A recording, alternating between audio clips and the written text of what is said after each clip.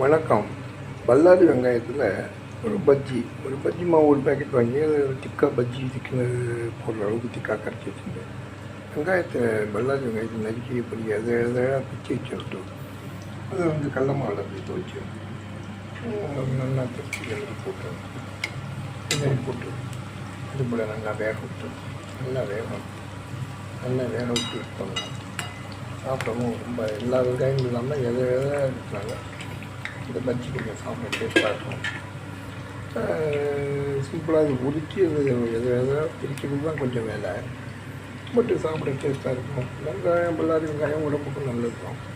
என்ன கெடுதலாக இருந்தாலும் நல்லா வடிகட்டி ஒரு சட்னி சாம்பாரோ அல்லது வெறுமையாக சாப்பிட்டாலும் ரொம்ப டேஸ்ட்டாக இருக்கும்.